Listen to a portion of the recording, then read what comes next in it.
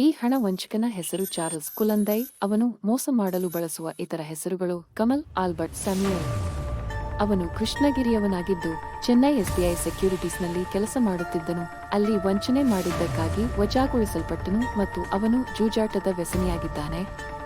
ಕಳೆದ 12 ವರ್ಷಗಳಿಂದ ಅವನು ಎಸ್ಬಿಐನಲ್ಲಿ ಕೆಲಸ ಮಾಡುವುದಾಗಿ ಹೇಳಿಕೊಂಡು ಅನೇಕ ಹಣ ವಂಚನೆಗಳನ್ನು ಮಾಡಿದ್ದಾನೆ ಮತ್ತು ತಂಜಾವೂರು, ಕುಂಭಕೋಣಂ, ತಿರುನಲ್ವೇಲಿ, ಪೊಲ್ಲಾಚಿ, ಧರ್ಮಪುರಿ, ಪುದುಚೇರಿಯಂತಹ ಅನೇಕ ಸ್ಥಳಗಳಲ್ಲಿ ಮೋಸ ಮಾಡಿದ್ದಾನೆ ಮತ್ತು ರಜೆಯ ಮೇಲೆ ಗೋವಾಕ್ಕೆ ಬರುವ ವಿದೇಶಿಯರಿಂದ ಮೋಸ ಮಾಡಿ ಸುಲಿಗೆ ಮಾಡಿದ್ದಾನೆ ಮತ್ತು ನೇಪಾಳದವರೆಗೆ ಹೋಗಿ ಅಲ್ಲಿಯೂ ತನ್ನ ಕೈವಾಡವನ್ನು ತೋರಿಸಿದ್ದಾನೆ.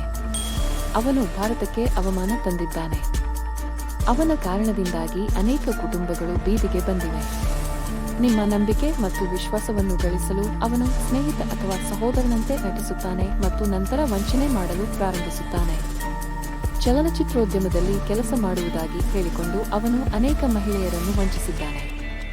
ಅವನು ಪುದುಚೇರಿ ವಿಳಾಸದಲ್ಲಿ ತನ್ನ ಚಾಲನಾ ಪರವಾನಗಿಯನ್ನು ಪಡೆದಿದ್ದಾನೆ, ಆದರೆ ಅದು ನಕಲಿ ವಿಳಾಸವಾಗಿದೆ ಮತ್ತು ಅವನ ಆಧಾರ್ ಕಾರ್ಡ್ನಲ್ಲಿ ಅದೇ ಪುದುಚೇರಿ ವಿಳಾಸವನ್ನು ನವೀಕರಿಸಿದ್ದಾನೆ. ಅವನ ಸಹಚರರ ಬಗ್ಗೆಯೂ ನಮಗೆ ಮಾಹಿತಿ ಬಂದಿದೆ ಮತ್ತು ನಾವು ಅದನ್ನು ಶೀಘ್ರದಲ್ಲೇ ಪ್ರಕಟಿಸುತ್ತೇವೆ. ಅವನ ಮೇಲೆ ಹಲವು ಪ್ರಕರಣಗಳಿದ್ದರೂ ಅವನು ಮುಕ್ತನಾಗಿದ್ದಾನೆ. ಸಾರ್ವಜನಿಕರ ಹಿತದೃಷ್ಟಿಯಿಂದ ಈ ಜಾಗೃತಿ ವಿಡಿಯೋವನ್ನು ಬಿಡುಗಡೆ ಮಾಡಲಾಗಿದೆ.